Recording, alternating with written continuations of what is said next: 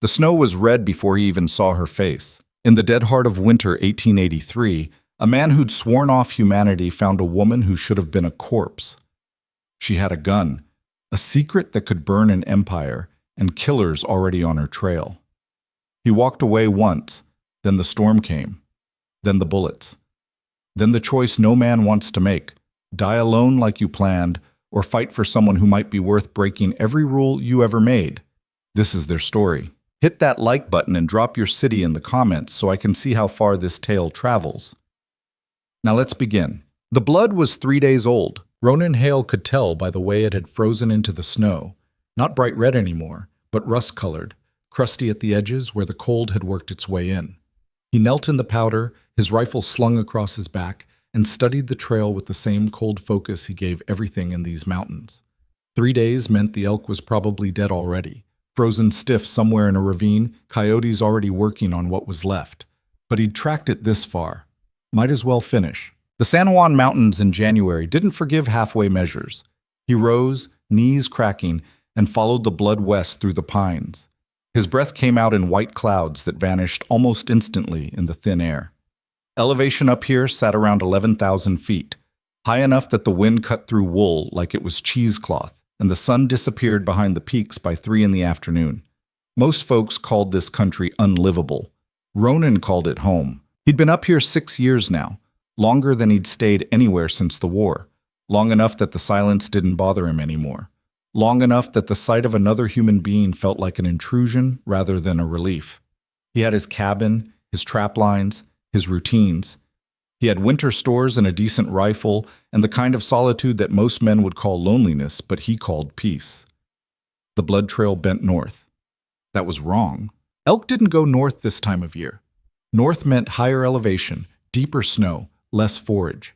A wounded animal went downhill, toward the valleys, toward easier ground. Ronan stopped and scanned the tree line, looking for movement, for tracks, for anything that would explain why the blood was leading him upslope instead of down. Nothing moved. The forest was silent except for the wind. He followed anyway. 20 minutes later, the blood stopped entirely. Ronan stood at the edge of a small clearing, frowning at the snow. The trail just ended. No body. No signs of a struggle. No scavengers.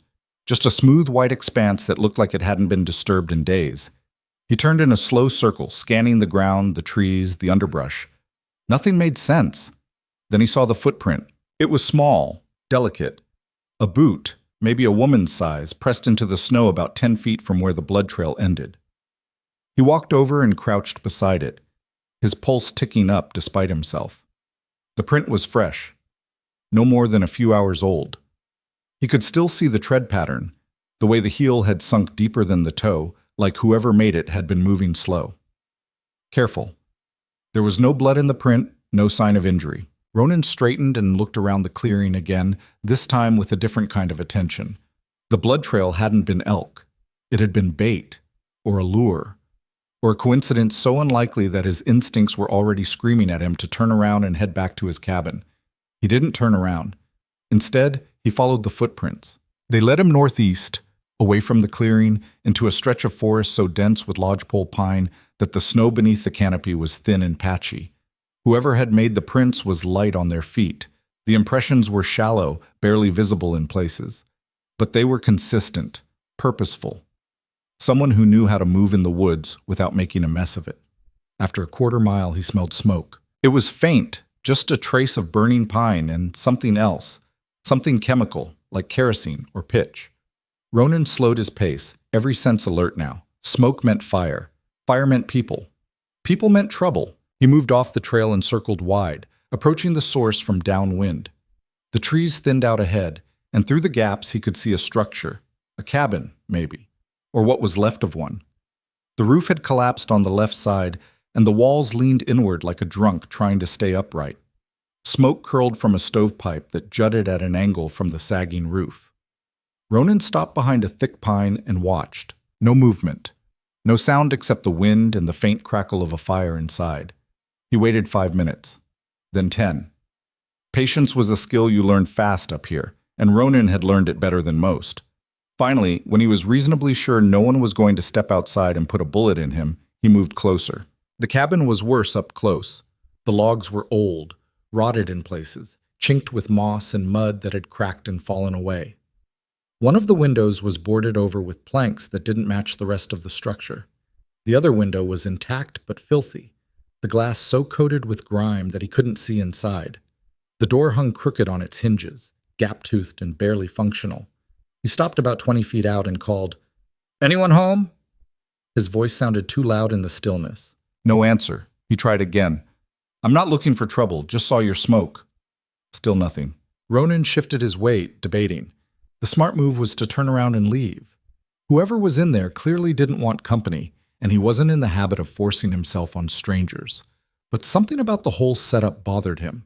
The blood trail, the footprints, the collapsing cabin in the middle of nowhere. People didn't live up here unless they were running from something, and people who were running usually didn't last long. He took a step closer. The door exploded outward. Not literally. It didn't blow off the hinges or anything dramatic like that. But it swung open hard and fast, and suddenly there was a woman standing in the gap, a shotgun leveled at his chest, her eyes wild and her hands shaking so bad he could see the barrel trembling. "Don't," she said. Her voice cracked on the word. "Don't come any closer." Ronan froze. He kept his hands visible, rifle still slung across his back, palms out in a gesture that was supposed to look non-threatening, but probably just looked awkward. "Easy," he said. "I'm not here to hurt you." "Then leave." "I will. Just wanted to make sure you were all right." "I'm fine." She wasn't fine. Even from 20 feet away, Ronan could see that she was in bad shape. Her face was pale and hollow, cheekbones standing out sharp under skin that looked like it hadn't seen a decent meal in weeks. Her coat was too thin for this altitude, her boots were cracked, and the shotgun she was holding looked like it weighed more than she did. She swayed slightly as she stood there, and for a second he thought she might actually collapse. "You don't look fine," he said. Her jaw tightened. "That's not your problem." "Maybe not, but if you're planning to survive the winter up here, you're going to need more than what you've got." "I said leave." "All right." He took a step back, hands still up. "I'm going, but if you change your mind, my cabin's about 2 miles southeast. Follow the ridge down to the creek, then head upstream. You'll see the chimney smoke." She didn't respond, just stood there with the shotgun aimed at him, her breath coming out in short, ragged clouds. Ronan turned and walked away. He didn't look back, didn't need to. He could feel her eyes on him the whole way across the clearing, could feel the tension in the air like a wire pulled tight. She didn't lower the gun until he was out of sight. What? That night, back in his cabin, Ronan sat by the fire and tried to convince himself it wasn't his problem. The woman was an adult. She'd made her choice to be up here, wherever here was for her. Maybe she was running from the law. Maybe she was running from a husband.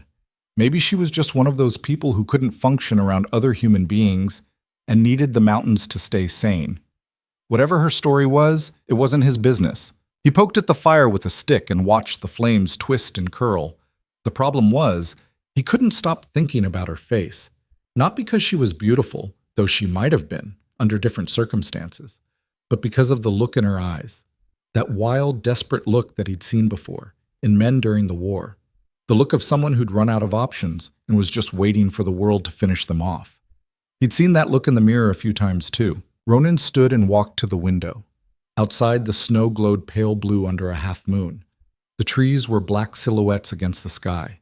Everything was still and frozen and perfect in the way that winter always was up here, beautiful and deadly in equal measure. He went to bed and didn't sleep much. The next morning, he loaded up a pack.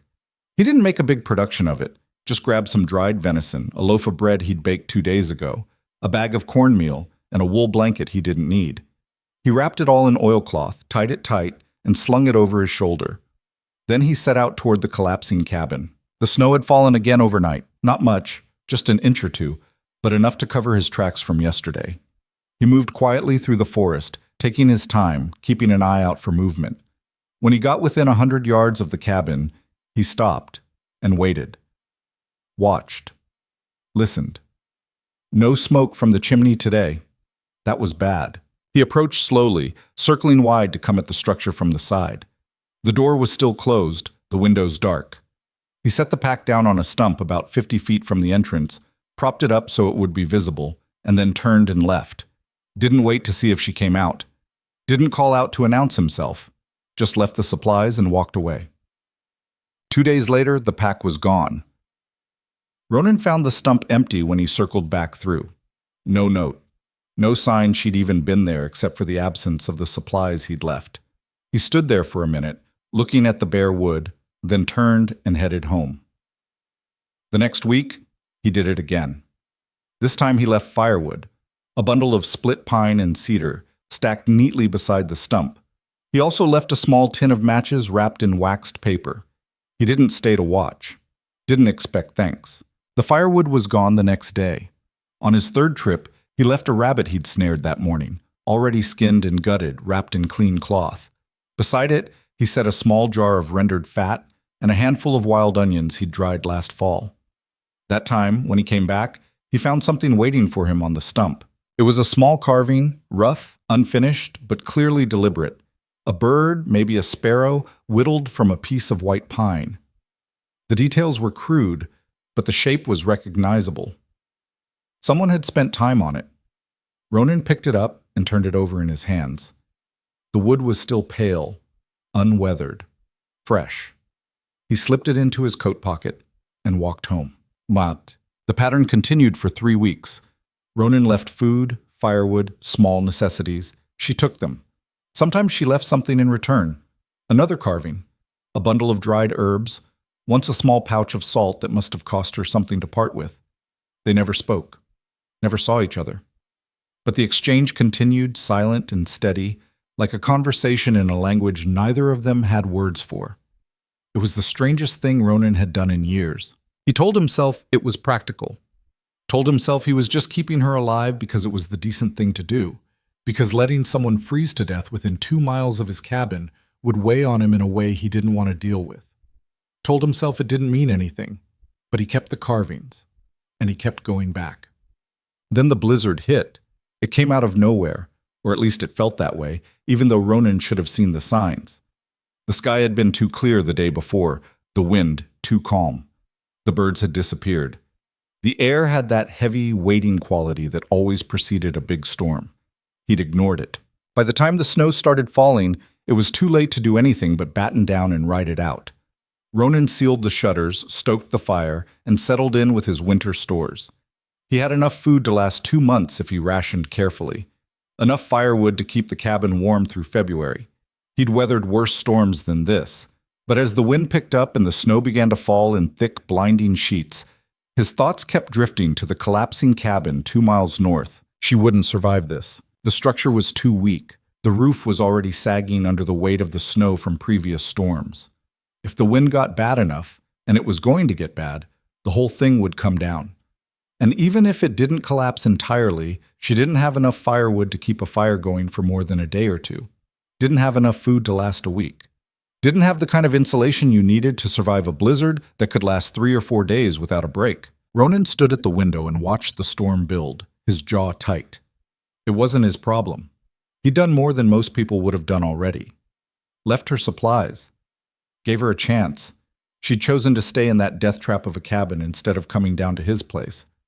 That was on her. The wind rattled the shutters. He turned away from the window and sat down by the fire. 5 minutes later, he was pulling on his coat. The storm was worse than he'd expected. The moment he stepped outside, the wind hit him like a fist, driving snow into his face hard enough to sting. Visibility was maybe 10 feet. The world beyond that was just white noise and chaos. He pulled his scarf up over his nose and mouth, lowered his head, and started walking. 2 miles. It should have taken him 40 minutes, maybe an hour, in good conditions. In the blizzard, it took nearly 3 hours. He got turned around twice, had to backtrack when he realized he'd drifted too far east. The cold worked its way through his coat, through his gloves, through every layer he was wearing.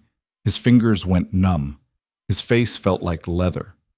By the time he finally saw the dark shape of the cabin through the snow, he was shaking so hard he could barely hold the rifle. The cabin was already half buried. Snow had piled up against the walls, drifting high enough to cover the lower windows. The roof sagged dangerously in the middle, bowed under the weight. As Ronan approached, he heard a crack, loud and sharp, like a gunshot, and saw one of the support beams give way. The whole structure shuddered. He ran. The door was frozen shut. He slammed his shoulder into it once, twice, and on the third hit, it gave way, spilling him into the dark interior.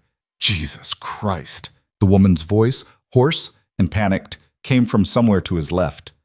He couldn't see her, couldn't see anything. The fire had gone out, and the only light came from the snow outside, filtering weakly through the gaps in the walls. "It's me," Ronan said, his voice rough. "From before. We need to go. Now." "I'm not—" Another crack, louder this time. The whole cabin tilted, and Ronan felt the floor shift beneath him. "There's no time," he snapped. "Move or die. Your choice." He heard her scramble in the darkness, heard the clatter of something falling, maybe the shotgun, maybe a pot. And then she was beside him, a shape darker than the shadows, moving fast. He grabbed her arm and pulled her toward the door. They made it 3 steps before the roof came down. Shut. The collapse wasn't dramatic.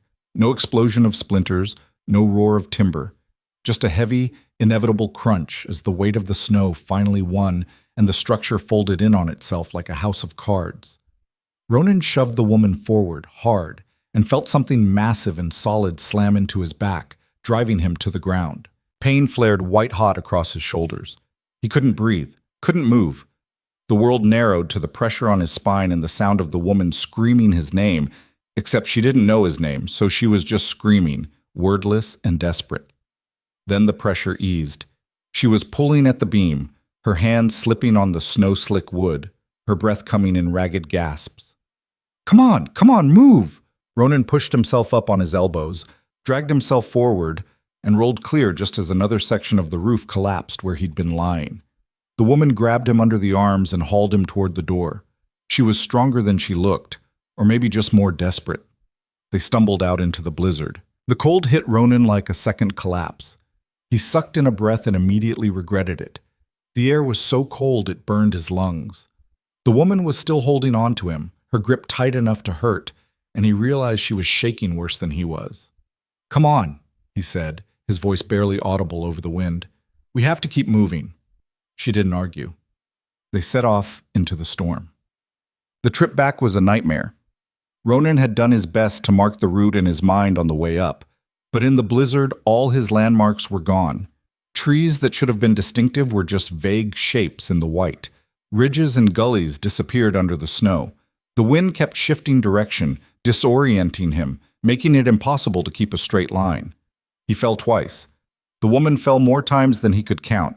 Each time, they got back up. Each time, they kept moving. At some point, he lost track of how long they'd been walking. Time stopped meaning anything. There was only the storm, the cold, the endless white, and the numb, mechanical effort of putting one foot in front of the other. Then, through the snow, he saw it. A faint glow. Barely visible, just a smudge of orange in the white. His cabin. He'd left the fire burning. Ronan grabbed the woman's arm and pulled her toward the light. She stumbled, went down hard, and didn't get up. He crouched beside her and saw that her eyes were half closed, her lips blue. She was muttering something he couldn't hear. He picked her up. She was lighter than the pack he'd carried up the mountain 3 weeks ago. Light enough that it scared him. He slung her over his shoulder and staggered the last 50 yards to the cabin, kicked the door open and half carried, half dragged her inside. The warmth hit him like a wall. He set her down by the fire, stripped off her wet coat, and wrapped her in every blanket he owned. Then he collapsed beside her, his back against the wall, his chest heaving. They'd made it. Barely. Bo sampai masjid. The woman didn't wake up for 2 days. Ronan kept the fire going, kept her warm, forced water between her lips when she was conscious enough to swallow. She had frostbite on 3 fingers and both feet. He treated it the best he could, soaked her hands and feet in lukewarm water, wrapped them in clean cloth, kept them elevated. It wasn't much, but it was all he had. On the 3rd day, she opened her eyes and looked at him. "You came back," she said. Her voice was barely a whisper. Ronan, sitting by the fire with a cup of coffee, glanced over at her. "Yeah." "Why?" He didn't have a good answer for that. Didn't have any answer, really, except the truth, which was that he didn't know. So he just shrugged and said, "Seemed like the thing to do." She stared at him for a long moment, her eyes unreadable. Then she closed them again and went back to sleep. When she woke the next time, she was stronger, strong enough to sit up, strong enough to ask questions. "What's your name?" she said.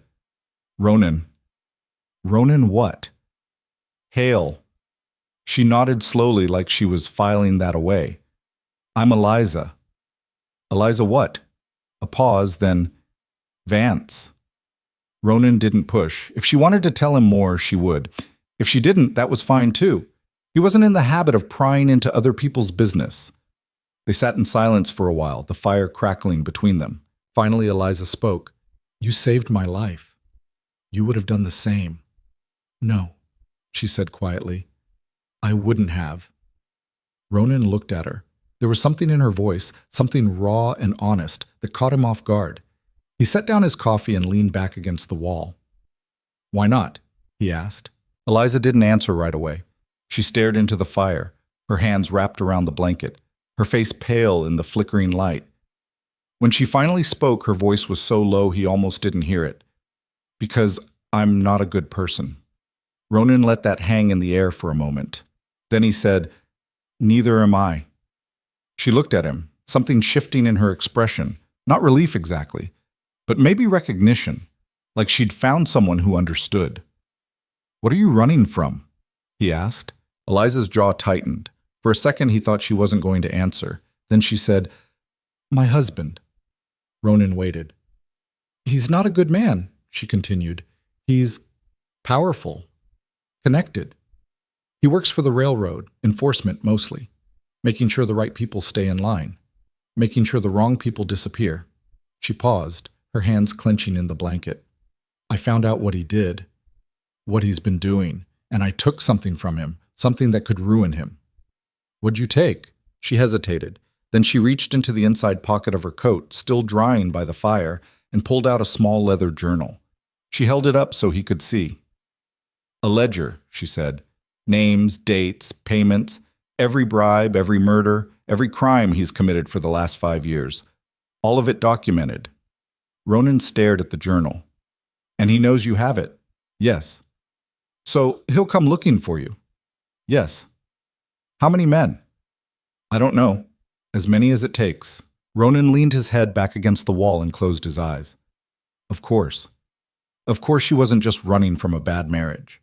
Of course there were killers on her trail.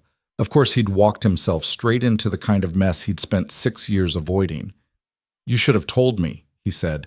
"Would you have helped if I had?" He thought about that. Thought about the woman with the shotgun, shaking and desperate, standing in the doorway of a collapsing cabin. Thought about the choice he'd made to go back for her in the blizzard. "Yeah," he said finally. "I would have." Eliza looked at him for a long moment. Then she said, "Thank you." Ronan didn't respond, just stood and walked to the window, looking out at the snow. The storm had passed. The sky was clear now, pale blue and hard as glass. The mountains stretched out in every direction, white and endless and silent. Somewhere out there, men were coming. And Ronan Hale, who'd sworn off humanity 6 years ago, was about to break that promise in the worst way possible. Ronan stood at the window for a long time after Eliza stopped talking. The mountains looked different now. Not peaceful, just empty. The kind of empty that could hide anything. "How long do we have?" he asked without turning around. "I don't know." Her voice was steadier now, but he could hear the exhaustion underneath it. "Could be days, could be weeks. Depends on how fast they figure out where I went." "And if they don't find you?" "They'll find me. They always do." Ronan turned to look at her. She was sitting up straighter now, the blankets pooled around her waist, her dark hair falling loose over her shoulders. Even half frozen and recovering from frostbite, there was something sharp about her, something that hadn't been broken yet, despite everything. "You could give them the ledger," he said. "Tell them you'll forget what you saw. Go back." Eliza's laugh was short and bitter. "You don't know my husband." "No, but I know men like him." "Then you know going back isn't an option." She looked down at her hands, at the cloth wrappings around her fingers. "He'd kill me. Maybe not right away. Maybe he'd make it look like an accident. But I'd be dead either way." Ronan crossed his arms and leaned against the wall. "So what's the plan?"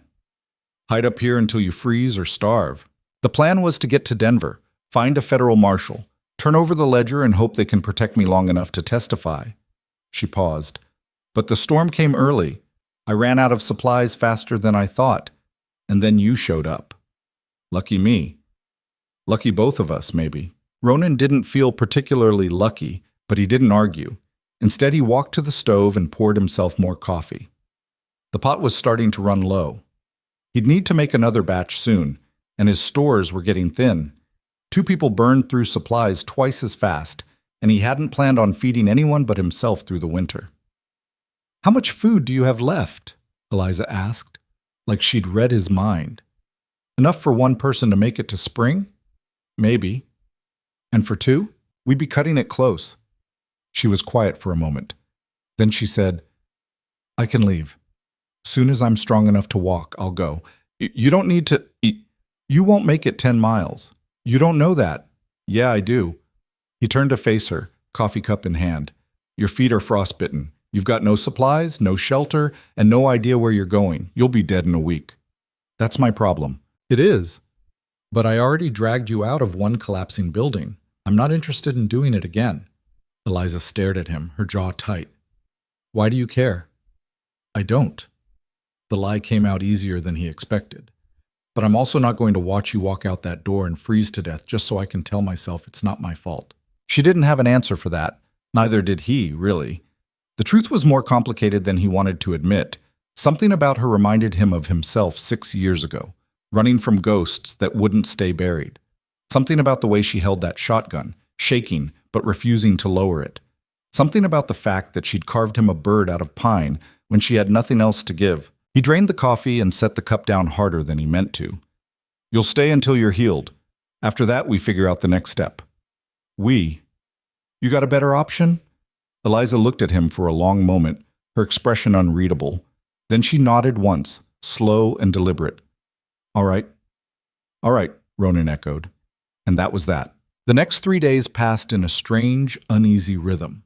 Ronan kept the fire going, rationed the food, and tried not to think too hard about the fact that he was sharing his cabin with someone for the first time in 6 years. Eliza slept most of the first day, woke long enough to eat some broth and bread, then slept again. By the second day, she was moving around more, testing her feet, flexing her fingers to see how much damage the frostbite had done.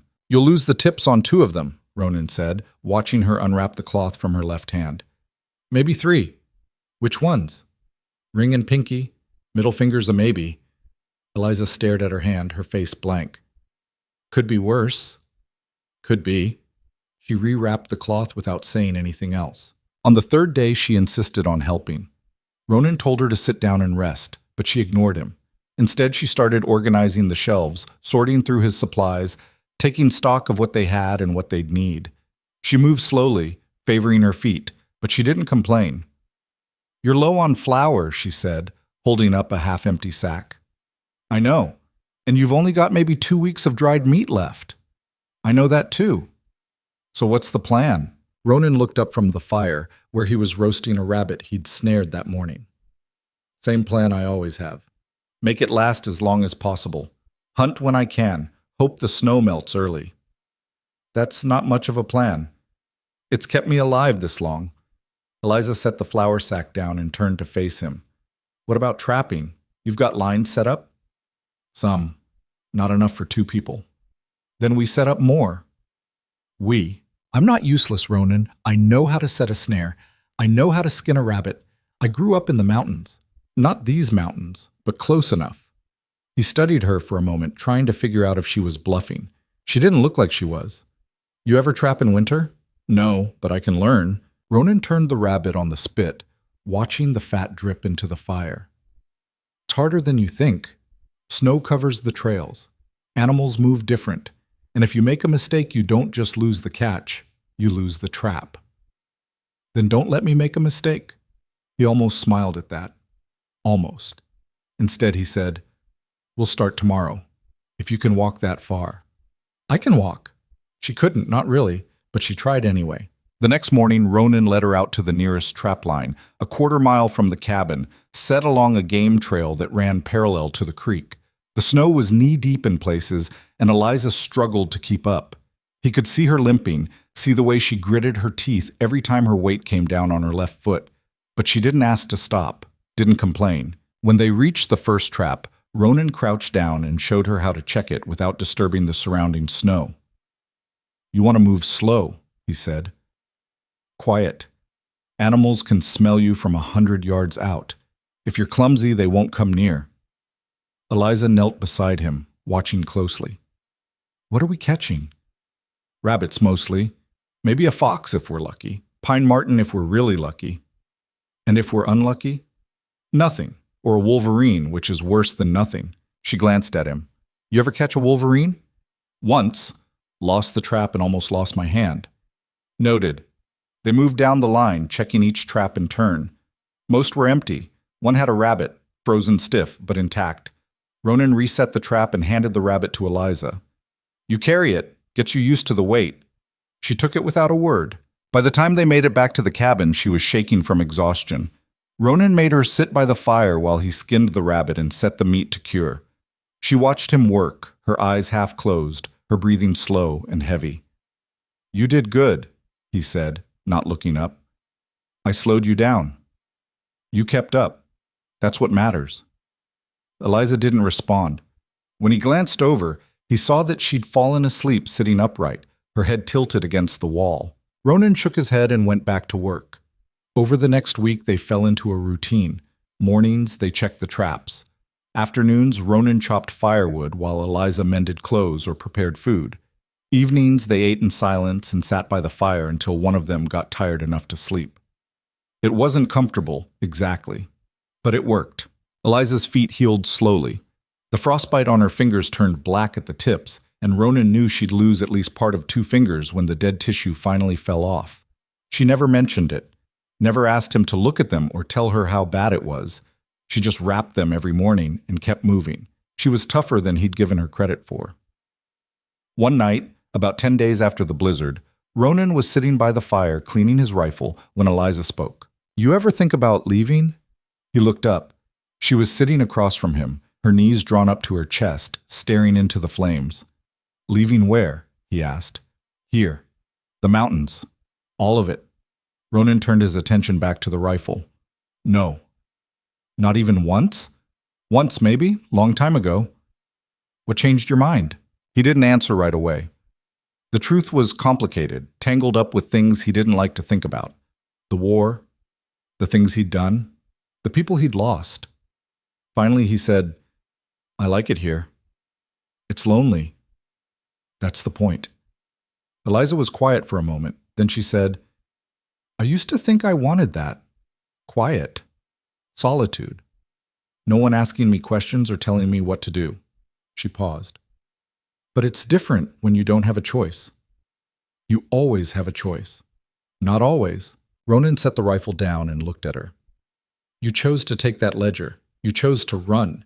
You chose to stay alive when most people would have given up. And look where it got me. You're still breathing. That counts for something." Eliza met his eyes, and for a moment something passed between them. An understanding, maybe, or just a shared acknowledgement of how fragile everything really was. Then she looked away, back into the fire. "My husband used to say I was too stubborn for my own good," she said quietly. "He was probably right. He was right about a lot of things, just not the things that mattered." Ronan picked up the rifle again and resumed cleaning it. They didn't talk for the rest of the night. 2 days later, the weather turned. Ronan woke before dawn to the sound of wind battering the cabin walls. He rolled out of bed and checked the window, pulling back the shutter just enough to see outside. The sky was dark gray, heavy with clouds, and the trees were bending under the force of the wind. Snow was already starting to fall. Not the light, drifting kind, but thick and fast, driven sideways by the gusts. "Another storm?" Eliza's voice came from behind him. He turned. She was sitting up in her bedroll, her hair tangled, her face pale in the dim light. "Big one," Ronan said. "We need to secure everything, now." They spent the next hour reinforcing the shutters, stacking firewood inside the cabin, and double-checking the food stores. Ronan dragged in extra wood from the shed, enough to last 3 or 4 days if they were careful. Eliza filled every pot and bucket they had with snow, so they'd have water once the storm made it too dangerous to go outside. By mid-morning, the wind was howling so loud it sounded like the mountain itself was screaming. Ronan stood by the window, watching the world disappear into white. This one's worse than the last. How long will it last? Eliza asked. No way to know. Could be 2 days, could be 5. And if the cabin doesn't hold? He didn't answer. There wasn't a good answer. The storm raged for 3 days. On the first day, they stayed close to the fire, rationing food and speaking only when necessary. The wind was so loud it made conversation difficult anyway. Ronan kept checking the roof, listening for the telltale crack of wood under pressure, but the cabin held, barely. On the second day, the temperature dropped. Even with the fire burning hot, the cold crept in through the gaps in the walls, through the floor, through every crack and crevice. Ronan gave Eliza the thickest blanket and told her to stay close to the stove. She didn't argue. On the third day, the wind finally started to ease. By evening, the storm had passed, leaving behind a world buried under 4 feet of fresh snow. Ronan opened the door and had to dig his way out, shoveling snow away from the entrance until he could squeeze through. The air outside was brutally cold, so cold it hurt to breathe, but the sky was clear. Stars were already starting to appear in the east. He turned to go back inside and froze. Smoke, not from his chimney, from somewhere to the south, maybe a mile away, thin and gray against the darkening sky. Ronan's chest tightened. He ducked back into the cabin and grabbed his rifle. "What is it?" Eliza asked, standing up. "Someone's out there." Her face went pale. "Are you sure?" "I saw smoke. It could be someone else. A trapper. It's not." He checked the rifle, made sure it was loaded. "Stay here. Keep the door barred." "Ronan, stay here." He didn't wait for her to argue. He stepped outside, pulled the door shut behind him, and started moving toward the smoke. The snow was deep enough that every step was a fight. Ronan kept to the tree line, using the trunks for cover, his rifle up and ready. The smoke was coming from a small clearing about a mile south, close enough that whoever made the fire could have seen his cabin if they'd been looking. He circled wide, approaching from the east, staying low. When he got close enough to see the fire, he stopped and crouched behind a fallen log. 3 men. They were standing around the fire, stamping their feet and blowing on their hands. 2 of them had rifles. The third had a shotgun slung over his shoulder. They were dressed too light for this altitude. Canvas coats and wool hats, no furs, no proper gear. They looked cold, miserable, and they were scanning the tree line like they were looking for something. Ronan's jaw tightened. He waited, watching. After a few minutes, one of the men spoke. Too far away for Ronan to make out the words, but the tone was clear, frustrated, impatient. The second man shook his head and gestured north, toward the ridge. The third man spat into the snow and said something that made the others laugh. Then they started packing up. Ronan watched as they kicked snow over the fire, shouldered their packs, and headed north. They moved like men who knew where they were going, like they had a plan. He waited until they were out of sight. Then he waited another 10 minutes to be sure. Finally, he stood and made his way back to the cabin. Eliza was waiting by the door when he came in, her face tight with worry. "Well?" 3 men, armed, heading north.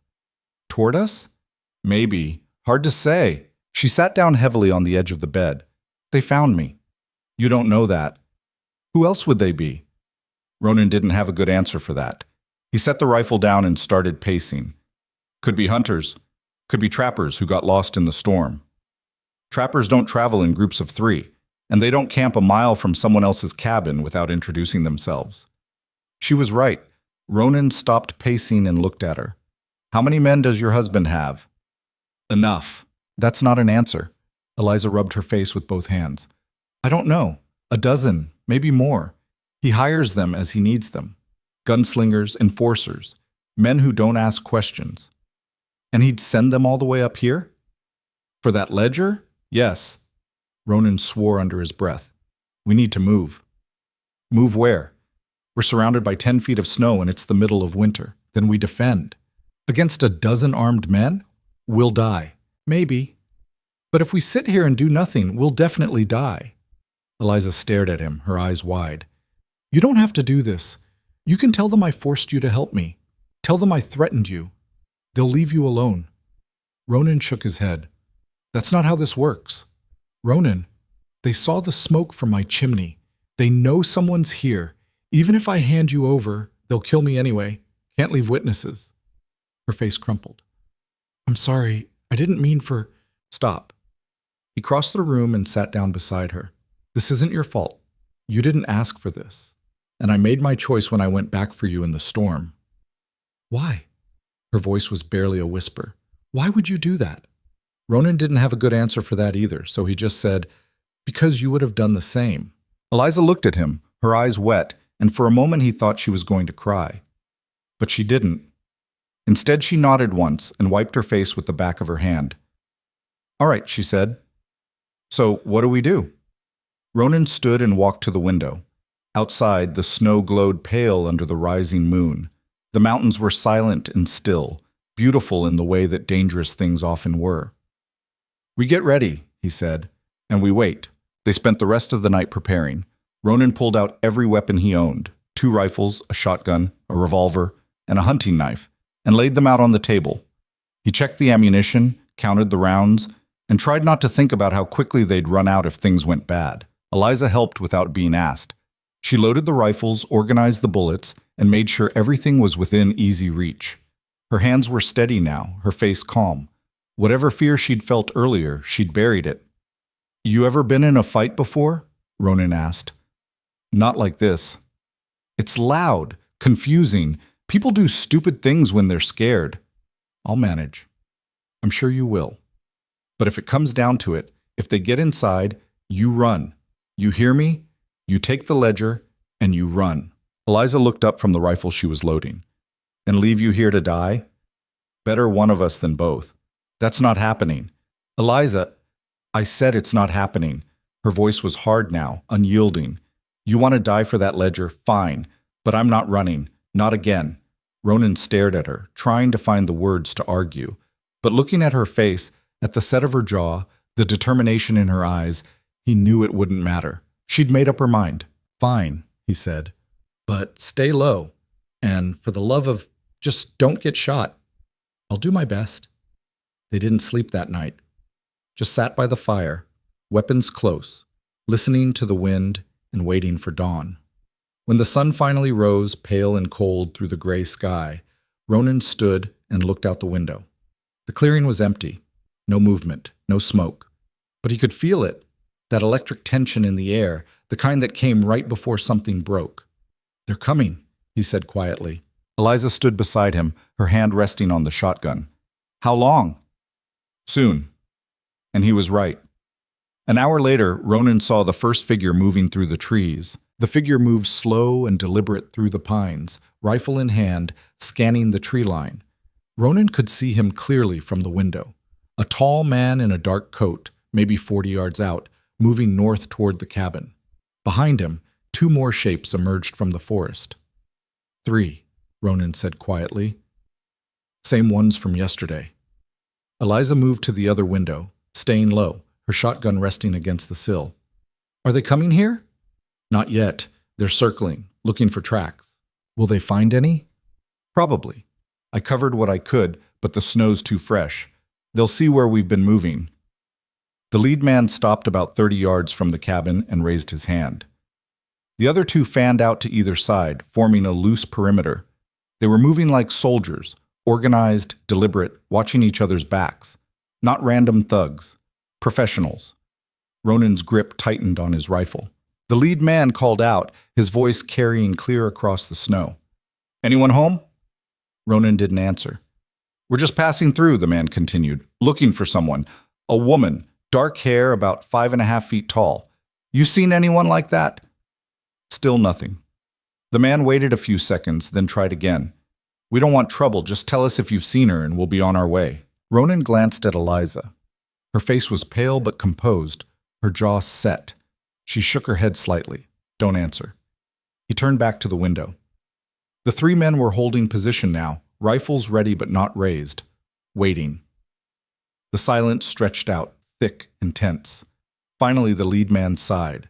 All right, have it your way. He made a gesture and the other 2 started moving closer.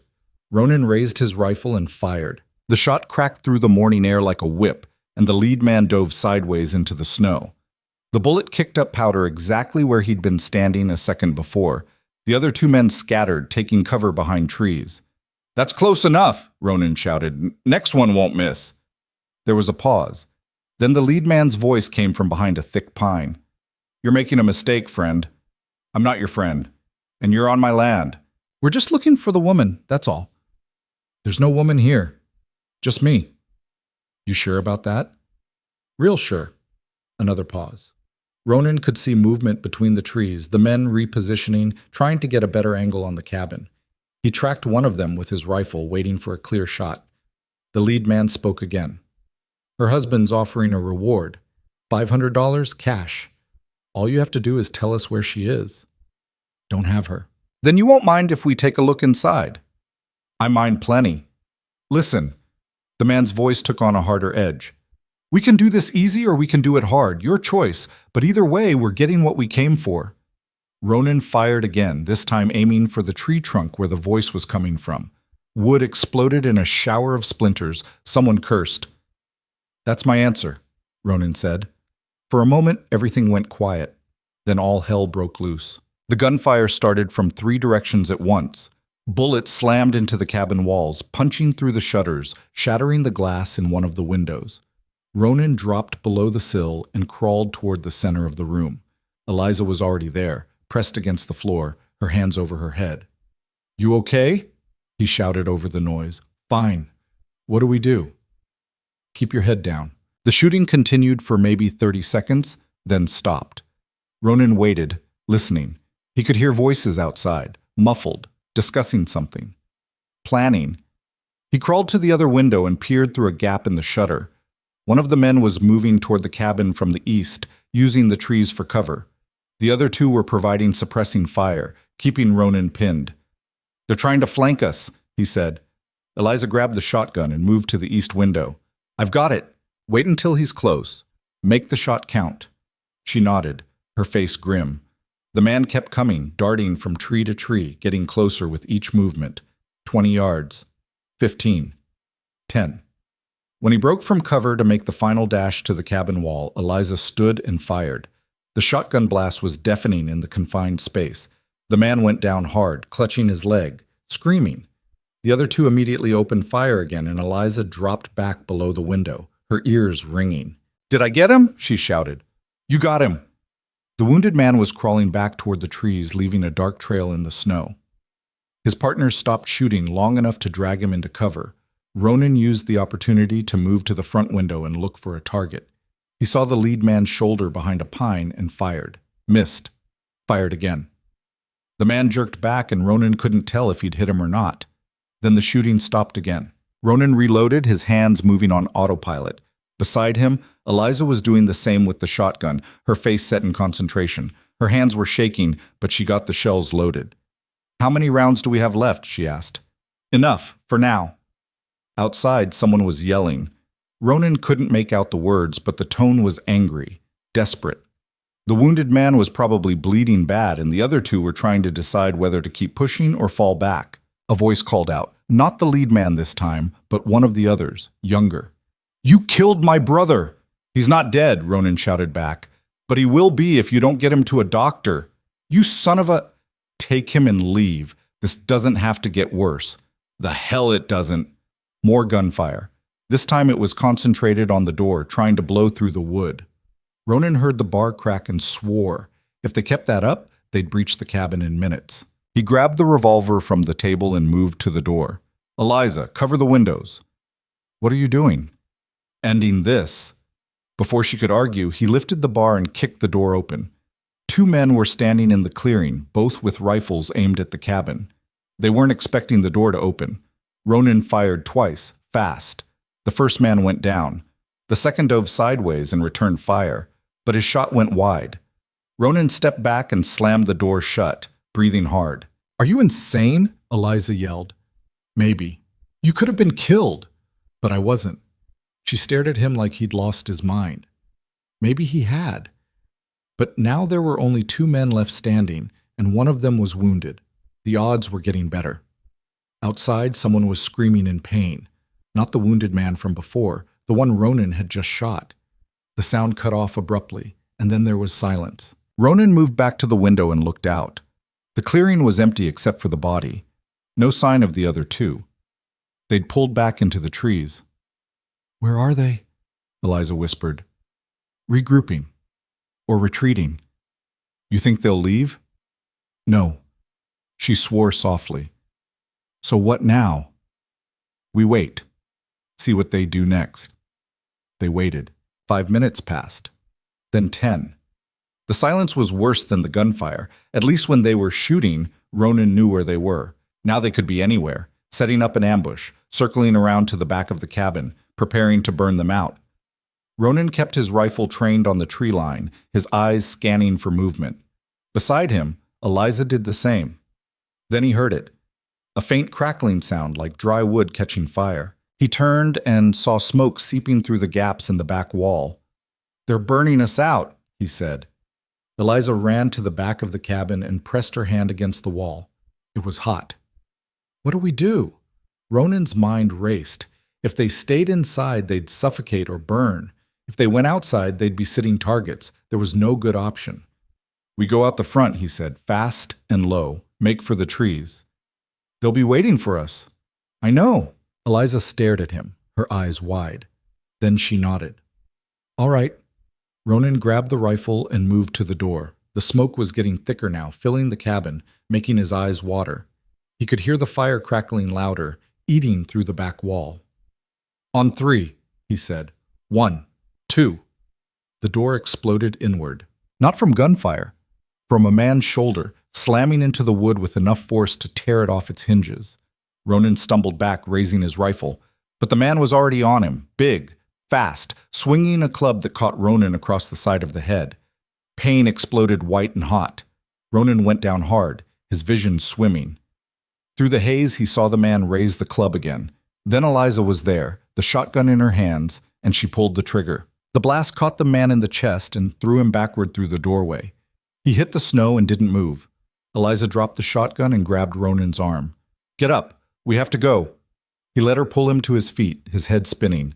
Blood was running down the side of his face, warm and sticky. He wiped it away and grabbed his rifle. The cabin was burning now, flames licking up the back wall, black smoke pouring through the door. They had maybe a minute before the whole structure went up. "Go," Ronan said, pushing Eliza toward the door. She hesitated. The ledger, "Forget it. Move!" They ran. Outside, the clearing was chaos. The man Eliza had shot was sprawled in the doorway, blood spreading dark across the snow. The body from earlier was still lying where it had fallen, and standing at the edge of the trees, rifle raised, was the lead man. He fired. The bullet caught Ronan in the shoulder, spinning him around. He hit the ground hard, gasping, his rifle flying from his hands. Pain radiated down his arm, sharp and burning. Eliza screamed his name and fired the revolver, once, twice, 3 times. The shots went wild, but they were close enough to make the man duck back behind a tree. She ran to Ronan and grabbed him under the arms.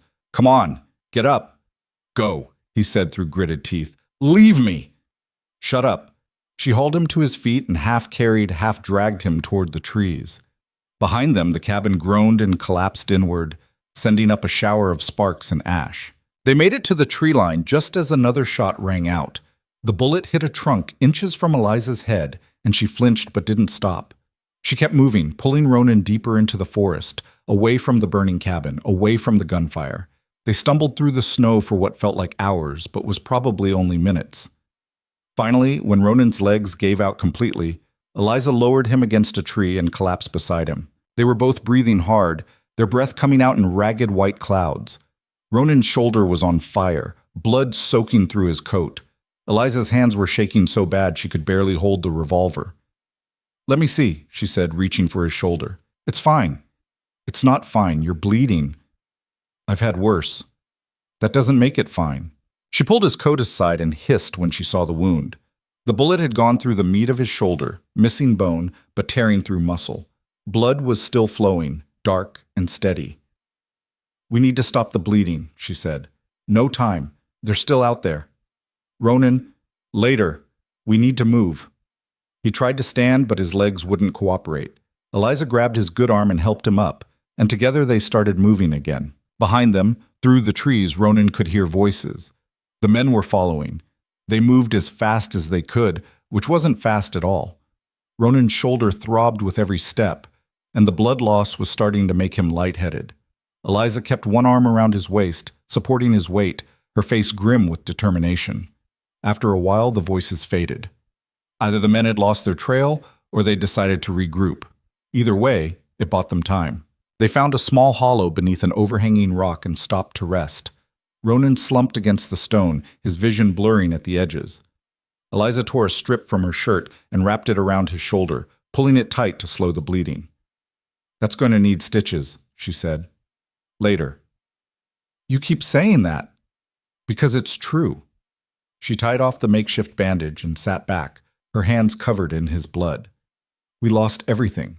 The cabin, the supplies, all of it. We're alive. That's what matters." "For how long? You're hurt. We're out in the open and they're still hunting us." Ronan closed his eyes and leaned his head back against the rock. She was right. They were in bad shape. No food, no shelter. Winter all around them.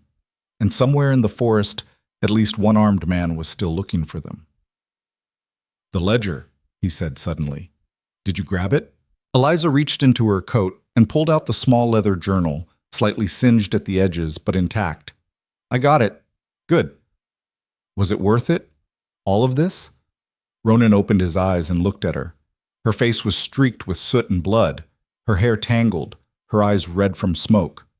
But she was still here, still fighting. "Yeah," he said. "It was."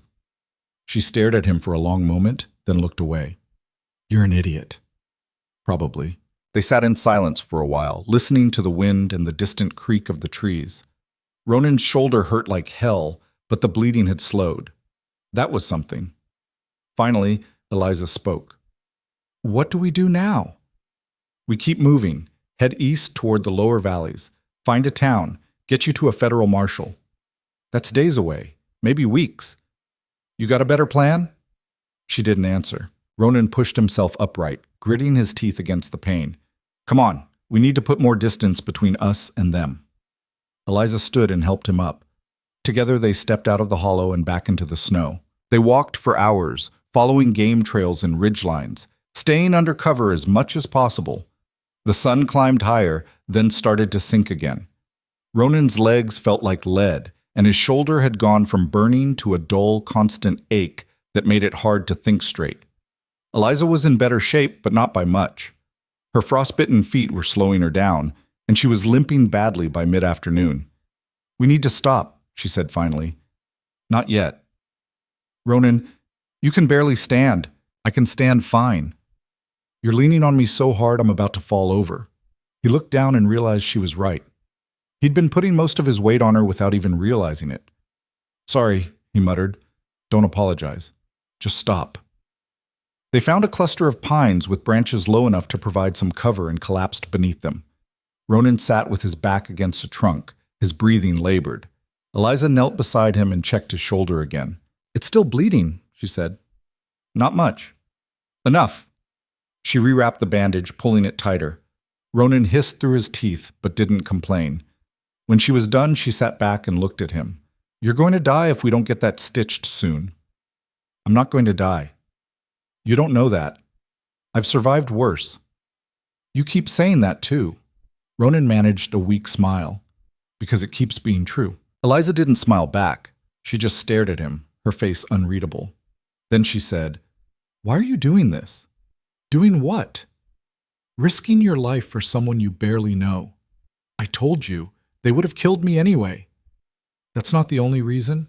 He looked away, out at the snow. "Maybe not." "Then what is it?" Ronan was quiet for a long time. Finally, he said, 6 years ago, I walked away from everything. The war, my family, the whole damn world. I told myself I was done, that I didn't owe anyone anything, and no one owed me. And for a while that worked." He paused, trying to find the right words. "Then you showed up, and I could have walked away again, could have left you in that cabin to freeze, could have told those men where you were and saved myself the trouble. But I didn't." "Why not?" Because I'm tired of walking away. Eliza stared at him, her eyes glistening. That's the stupidest reason I've ever heard. Probably. You're going to get yourself killed. Maybe. She shook her head, but there was something in her expression, something soft, almost grateful. Thank you, she said quietly. Don't thank me yet. We're not out of this. I know, but still, thank you. Ronan nodded. He didn't trust himself to say anything else. They rested for another hour, then started moving again. The sun was setting now, painting the sky in shades of orange and pink. It would have been beautiful if they weren't running for their lives. As darkness fell, they heard it, the crack of a branch, the crunch of snow under boots. Someone was following them. Ronan stopped and turned, his good hand on the revolver. Eliza pressed close beside him, her breathing shallow. Through the trees, maybe 50 yards back, he saw movement, a figure, dark against the snow, moving slow and careful. Just one, Ronan whispered. The lead man? Probably. What do we do? Ronan looked around. They were in open forest now, no cover, no good place to make a stand. If the man got close enough for a clear shot, they were done. We run, he said. You can't run. Watch me. They took off through the trees, stumbling over roots and rocks hidden beneath the snow. Ronan's shoulder screamed with every jarring step, but he kept moving. Behind them, he could hear the man crashing through the underbrush, closing the distance. A shot rang out. The bullet hit a tree to their right, spraying bark. Eliza grabbed Ronan's arm and pulled him left, down a slope, toward a frozen creek bed. They slid down the embankment and landed hard at the bottom. Ronan's vision went white with pain, but he forced himself to keep moving. They ran along the creek bed, their boots crunching on the ice. Another shot. This one went wide. Then Ronan's foot went through the ice. He went down hard, his leg plunging into the freezing water up to his knee. He tried to pull himself out, but his strength was gone. The cold water hit him like a punch, stealing what little warmth he had left. Eliza grabbed him under the arms and hauled him onto solid ice. Come on, get up. Go, he said. Leave me. Not happening. She pulled him to his feet and they kept moving, but Ronan knew it was over. His leg was soaked, already going numb. In this cold, he had maybe an hour before frostbite set in. Maybe less. The man appeared at the top of the embankment, silhouetted against the darkening sky. He raised his rifle. Eliza turned and fired the revolver. The shot was wild, but it made the man duck. She fired again. Click. Empty. The man stood and took aim. Ronan pushed Eliza behind him and raised his own revolver with his good hand. His vision was swimming, his hand shaking, but he steadied his breath and squeezed the trigger. The shot echoed across the frozen creek. The man staggered, clutched his side, and fell backward out of sight. For a moment, everything was silent. Then Eliza was pulling Ronan forward again, away from the creek, into the trees. He didn't know how long they walked. Could have been minutes. Could have been hours. Everything was starting to blur together. The cold, the pain, the exhaustion. Finally, his legs gave out completely, and he collapsed in the snow. Eliza knelt beside him, her face pale. Ronan, stay with me. Tired, he mumbled. I know, but you can't sleep, not yet. Just for a minute. No, Ronan, look at me. He forced his eyes open. She was leaning over him, her hands on his face, her expression fierce. You don't get to die, she said. Not after everything. You hear me? You don't get to die. Okay, he whispered. Promise me. I promise. She pulled off her coat and wrapped it around him, even though she was shivering herself. Then she sat beside him and pulled his head onto her lap, holding him close. We're going to make it, she said, her voice breaking. Both of us. We're going to make it. Ronan wanted to believe her, but as the darkness closed in around him, he wasn't sure he'd wake up to find out. Ronan woke to pain. Not the sharp, bright kind that came with fresh wounds, but the deep, grinding ache that meant his body had been working overtime just to keep him breathing. His shoulder throbbed, his leg felt like it was encased in ice, and his head pounded with a rhythm that matched his heartbeat. He opened his eyes and saw a gray sky through pine branches. You're awake. Eliza's voice came from somewhere to his left. He turned his head, slowly, because even that hurt, and saw her sitting against a tree, her face drawn and pale. She'd wrapped herself in both their coats, but she was still shivering. "How long was I out?" he asked. His voice came out raspy, barely recognizable. "Most of the night. It's morning now, maybe 8 o'clock. Ronan tried to sit up and immediately regretted it. The world tilted sideways, and for a second he thought he might pass out again. "Easy," Eliza said, moving to his side. "Don't push it. We need to move. You need to rest." "Can't rest. They're still out there." "The one you shot is dead. I checked." Ronan blinked at her. "You went back?" "Just far enough to see. He bled out in the snow." She paused. "That leaves 2. Maybe. The one I shot in the leg might not have made it either. Or he did, and now they're both looking for us." Eliza didn't argue with that. She just pulled the coats tighter around herself and stared out at the trees. Ronan forced himself into a sitting position, breathing hard from the effort. His leg was still wet, the fabric frozen stiff against his skin. He could barely feel his toes. That was bad. That was very bad. "We need fire," he said. "I know, but if we make a fire, they'll see the smoke." "If we don't make a fire, I'll lose the leg." Eliza looked at him, her expression torn. Finally, she nodded. "All right, but just for a little while. Just enough to get you warm." She gathered what dry wood she could find. Not much, but enough for a small fire. She used the matches from Ronan's coat pocket, the ones that had somehow survived everything, and coaxed the flames to life. The heat was immediate and glorious, spreading through Ronan's body like medicine. He pulled off his boot and peeled away the frozen fabric of his pants leg. His skin was white and waxy, the kind of color that meant frostbite had already started. He held his foot close to the fire, gritting his teeth against the pins and needles sensation as feeling slowly returned. Eliza tended to his shoulder while the fire burned, unwrapping the blood-soaked bandage and cleaning the wound as best she could with snow. It wasn't much, but it was better than nothing. "You're going to have a hell of a scar," she said. "Add it to the collection." She almost smiled at that. Almost. Instead, she tore another strip from her shirt, which was getting pretty threadbare at this point, and wrapped his shoulder again, pulling the fabric tight. When she was done, she sat back and looked at him. "We can't keep doing this." "Doing what?" "Running, bleeding, barely surviving." She gestured at the fire, at his shoulder, at the frozen wasteland around them. "We're not going to make it to Denver like this." "So what do you suggest?" "I don't know, but this isn't working." Ronan stared into the fire, watching the flames dance. She was right. They were running on fumes, and every hour they stayed out here was another chance for the cold or the wounds or the men hunting them to finish the job. "There's a mining camp," he said finally, "about 15 miles east of here. Might be abandoned by now, but it's shelter.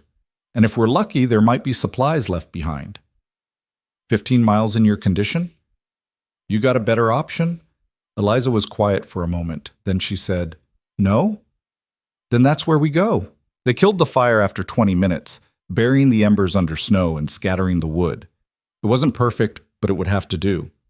Ronan pulled his frozen boot back on and tested his weight on the leg. It hurt, but it held. That was something. They set off east, moving slow and careful. Ronan used a broken branch as a makeshift crutch, taking the weight off his bad leg as much as he could. Eliza stayed close, ready to catch him if he fell. The morning dragged on. The sun climbed higher but offered no warmth, just pale light that reflected off the snow until everything hurt to look at. They didn't talk much. Talking required energy they didn't have. Around midday they stopped to rest. Ronan's shoulder was bleeding again, a slow seep that darkened the bandage. Eliza checked it and frowned. "We need to stitch this," she said. "Not here." "Ronan, when we get to the camp, not before." She looked like she wanted to argue, but she didn't, just helped him back to his feet, and they kept moving. By mid-afternoon, Ronan's vision was starting to blur again. The blood loss, combined with the cold and the lack of food, was catching up to him. He stumbled more than once, and each time Eliza caught him and hauled him upright. "How much further?" she asked. 3 miles, maybe 4. "You said 15. We've been walking for hours." "Not that fast." Ronan didn't have the energy to argue. He just kept putting one foot in front of the other, leaning heavy on the makeshift crutch, focusing on the next step and nothing else. As the sun started to sink toward the horizon, they crested a ridge and saw it. a cluster of rough structures huddled in a narrow valley. The mining camp. Some of the buildings had collapsed under the weight of previous winters, but a few still stood, dark and silent, against the snow. "There," Ronan said, pointing. Eliza stared at the camp, then at him. "Can you make it?" "I'll make it." It took another hour to reach the camp. By the time they stumbled into the valley, the sun was almost gone, and the temperature was dropping fast. Ronan's teeth were chattering so hard he could barely speak. They tried the first building. The door was hanging off its hinges, and inside was just rubble and debris. The second building was in better shape. 4 walls and most of a roof, with a stone fireplace that looked like it might still work. "This one," Eliza said. Ronan didn't argue. He collapsed against the wall while Eliza searched for anything useful. She found a rusted shovel, some broken crates, and half a bag of salt that had turned into a solid brick. Not much, but the crates would burn. She broke up the wood and built a fire in the fireplace. It took a while to catch. The wood was damp and rotted, but eventually the flames took hold. Warmth started to fill the small space. Ronan closed his eyes and let the heat wash over him. "You need to eat something," Eliza said. "We don't have anything." "We have this." She pulled a small bundle from her coat, dried venison that Ronan had put in his pocket days ago and forgotten about. It was frozen solid, but it was food. She held it over the fire until it thawed, then handed half to Ronan. Tasted like leather and salt, but he chewed it anyway. His stomach cramped almost immediately, unused to anything solid after days of nothing. When they'd finished eating, Eliza unwrapped his shoulder again. The wound looked worse in the firelight, swollen and angry, the edges starting to turn dark. "This needs to be stitched," she said. "Now. We don't have needle or thread." "Then we improvise." She searched the building and came back with a piece of thin wire and what looked like fishing line. It wasn't ideal, but it was better than nothing. "This is going to hurt," she said. "I know." Eliza heated the wire in the fire until it glowed red, then let it cool just enough to handle. She threaded the fishing line through the end and looked at Ronan. "Ready?" "No, do it anyway." She worked fast, pushing the wire through his skin and pulling the edges of the wound together with the line. Ronan gritted his teeth and stared at the ceiling, counting the cracks in the wood, focusing on anything except the feeling of metal piercing his flesh over and over. It took maybe 10 minutes, but it felt like hours. When she was done, she tied off the line and sat back, her hands shaking. "That's the best I can do." "It's enough." She wrapped the shoulder again with a cleaner piece of cloth she'd found in the ruins, then collapsed beside him, exhausted. They sat in silence for a while, listening to the fire crackle. Finally, Ronan spoke. "Thank you." "For what?" "For not leaving me." Eliza looked at him, her face half in shadow. "You didn't leave me." "That was different." "How?" "I had a choice. You didn't." "I had a choice," she said quietly. "I could have kept running, left you in the snow, saved myself. Why didn't you?"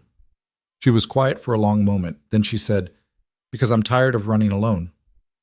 Ronan felt something shift in his chest, something he hadn't felt in a long time. He reached out and took her hand. Her fingers were cold and rough, the tips still black from frostbite, but she squeezed back.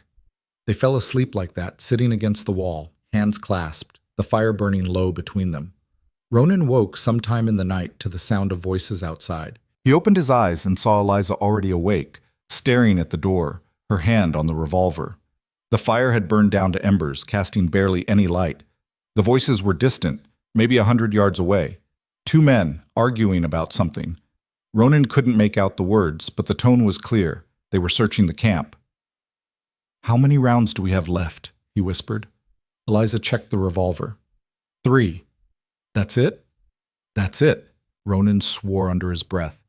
3 bullets against 2 armed men. The odds weren't good. The voices were getting closer. "We need to hide," Eliza said. "Where?" "This is one room." She looked around frantically, then pointed to a section of collapsed roof in the corner. "There, under the rubble. They'll see us." "You have a better idea?" He didn't. They crawled across the floor and burrowed into the rubble, pulling broken boards and debris over themselves. It wasn't much cover, but in the darkness, it might be enough. The voices stopped right outside the building. "You check this one?" a man's voice said.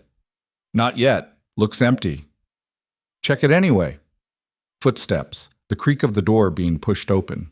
Through a gap in the boards, Ronan could see a figure silhouetted in the doorway, holding a lantern.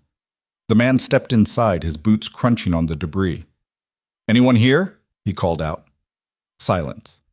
The man walked to the fireplace and crouched down, studying the embers. He reached out and touched them, then pulled his hand back. "Still warm," he said. "They're close." Another figure appeared in the doorway. How close? Could be minutes, could be hours, but they were here. The second man stepped inside. In the lantern light, Ronan could see his face, hard, weathered, with a scar running from his temple to his jaw. This was the lead man, the one who'd been hunting them from the start. "Check the back rooms," the scarred man said. There are no back rooms." "Then check outside, look for tracks." The first man left. The scarred man stayed, walking slowly around the room, his eyes scanning every corner. He stopped near the pile of rubble where Ronan and Eliza were hiding. Ronan held his breath. The man stood there for what felt like forever, just looking. Then he turned and walked to the door. "Nothing here?" he called out. "Let's keep moving." The footsteps faded. Ronan and Eliza stayed hidden for another 10 minutes, listening. When they were sure the men were gone, they crawled out of the rubble, covered in dust and splinters.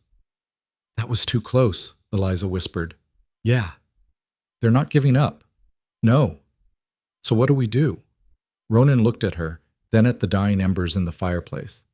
An idea was forming, reckless, probably stupid, but it might be their only shot. "We stop running," he said. "What?" "They're hunting us, wearing us down, waiting for us to make a mistake." He met her eyes. "So we turn it around. We hunt them." Eliza stared at him like he'd lost his mind. "Hunt them?" "Ronan, you can barely walk. We have 3 bullets. They have... I know what they have, but they think we're running scared. They think we're weak. We use that." "How?" "We set a trap." She was quiet for a moment, considering. Then she said, "What kind of trap?" Ronan explained his plan. It wasn't complicated, but it didn't need to be. Simple plans were harder to screw up. When he finished, Eliza shook her head. "This is insane." "You got a better idea?" "No, but that doesn't make this any less insane." "So we do it?" She looked at him for a long moment, then nodded. "We do it." They spent the next hour preparing. Ronan couldn't move fast, but he could still think, and Eliza could handle the heavy work. They gathered what they needed from the ruins: rope from an old mining cart, boards from the collapsed buildings, anything that could be used. By the time they were done, the sun was starting to rise, painting the eastern sky in shades of pink and gold. "They'll come back," Ronan said. "Probably this morning. They know we're close." "And when they do?" "We'll be ready." They took positions on opposite sides of the building, Ronan near the door, Eliza in the back corner where she had a clear line of sight. The trap was set. Now all they had to do was wait. The sun climbed higher. An hour passed, then 2. Ronan's shoulder was on fire, and his leg had gone numb again. He shifted his weight, trying to stay alert, but exhaustion was pulling at him like a current. Then he heard it. Footsteps in the snow, coming from the north. He glanced at Eliza. She nodded. "Ready." The door creaked open. The first man stepped inside, cautious, his rifle raised. He took 2 steps, then 3. His eyes scanned the room, looking for movement. He didn't see the rope until it was too late. His foot caught the tripwire, and the makeshift deadfall, a heavy beam balanced precariously above the door, came crashing down. It caught him across the shoulders and drove him to the ground. His rifle went flying. Ronan was on him in a second, his good hand wrapped around the man's throat, pressing hard. The man struggled, clawing at Ronan's arm, but he was pinned under the beam and couldn't get leverage. "Where's the other one?" Ronan growled. The man gasped for air, his face turning red. "Go to hell." Ronan pressed harder. "Where?" A gunshot cracked through the air. Ronan felt the bullet pass inches from his head and threw himself sideways. The scarred man was standing in the doorway, rifle aimed, his face twisted in fury. He fired again. This time the bullet hit the wall behind Ronan, spraying splinters. Eliza stood from her position in the corner and fired the revolver. The shot caught the scarred man in the leg, and he went down hard, cursing. Ronan scrambled to his feet and grabbed the fallen rifle. He aimed it at the scarred man who was trying to raise his own weapon. "Don't," Ronan said. The scarred man hesitated, then lowered the rifle. Blood was spreading dark across his pants leg. "It's over," Ronan said. "Your men are dead. You're bleeding. You've lost." The scarred man laughed, a harsh, bitter sound. "You think this is over? You think killing me changes anything?" "It changes enough. Her husband will send more men, and more after that. You can't run forever." "We're not running anymore." The scarred man's expression shifted, something like respect flickering across his face. Then he lunged for his rifle. Eliza fired. The bullet caught him in the chest, and he fell back against the doorframe, his eyes going wide. He tried to speak, but only blood came out. Then he slumped forward and didn't move. The other man, still pinned under the beam, had stopped struggling. Ronan walked over and checked his pulse. Nothing. It was done. Ronan lowered the rifle and turned to Eliza. She was standing frozen, the revolver still raised, her face pale. "You okay?" he asked. "I killed him." "You didn't have a choice." "I know, but Her voice broke. "I killed him." Ronan crossed the room and gently took the revolver from her hand. "Hey, look at me." She did, her eyes wide and wet. "You saved my life," he said. "Again. That's all this was." "It doesn't feel like that." "It never does." "But it's true." She nodded slowly, then collapsed against him, her body shaking. Ronan put his good arm around her and held her while she cried. After a while, she pulled back and wiped her face. "What now?" "Now we finish this. We get to Denver, turn over the ledger, end it for real." "How? We don't have supplies. We don't have horses. We're barely—" "They do." Ronan gestured to the dead men. "Check their packs, see what they've got." Eliza searched the bodies while Ronan kept watch. She came back with 2 rifles, ammunition, dried food, blankets, and most importantly, a map. Ronan spread the map on the floor and studied it. "There's a town about 30 miles southeast, Ridgeway. From there we can catch a stage to Denver." 30 miles? "It's downhill most of the way, and we've got supplies now. We can make it." Eliza looked at him, doubt written all over her face. But she nodded. "All right, let's go."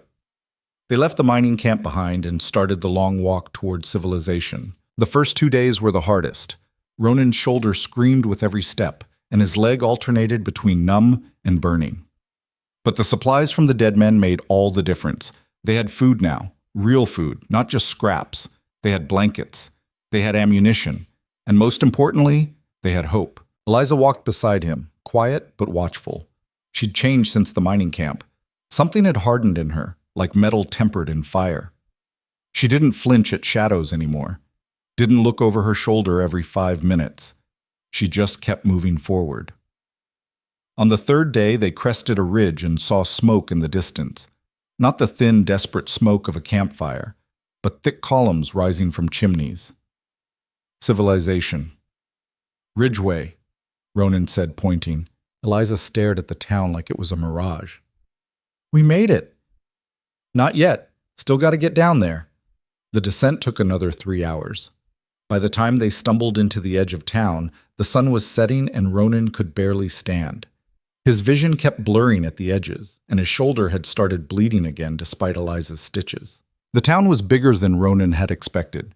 Maybe 300 people, with a main street lined with storefronts and a decent-sized hotel. People stopped and stared as they walked past. 2 strangers covered in blood and dirt, armed to the teeth, moving like ghosts. "We need a doctor," Eliza said. "We need the law first." "Ronan, you're about to pass out." "I'll manage." She grabbed his arm and forced him to stop. "No, you won't. We're finding a doctor. Now." He wanted to argue, but his legs chose that moment to give out. Eliza caught him before he hit the ground and called out to a man standing outside the general store. "Where's the doctor?" The man pointed down the street. "3rd building on the left, but he's—" "Thanks." She half-carried, half-dragged Ronan down the street and up the steps of a small white building with a sign that read Dr. Coleman, Physician. She pounded on the door until it opened. An older man with gray hair and spectacles looked them up and down, his expression shifting from annoyed to alarmed. "What in the—" "He's been shot," Eliza said. 3 days ago. He needs help." The doctor stepped aside. "Get him inside." The next few hours were a blur. Ronan remembered being laid out on a table, remembered the doctor cutting away the makeshift bandage and swearing under his breath, remembered the sharp bite of a needle and the smell of carbolic acid. Then nothing. When he woke, it was dark outside. He was lying in a bed, an actual bed, with clean sheets, in a small room that smelled like medicine and soap. His shoulder was wrapped in proper bandages, and his leg was elevated on a pillow. Eliza was sitting in a chair beside the bed, her head tilted back against the wall, asleep. She'd cleaned up, washed her face, combed her hair, but she still looked exhausted. Ronan tried to sit up and immediately regretted it. The pain in his shoulder flared bright and hot. Eliza's eyes snapped open. "Don't move." "How long was I out?"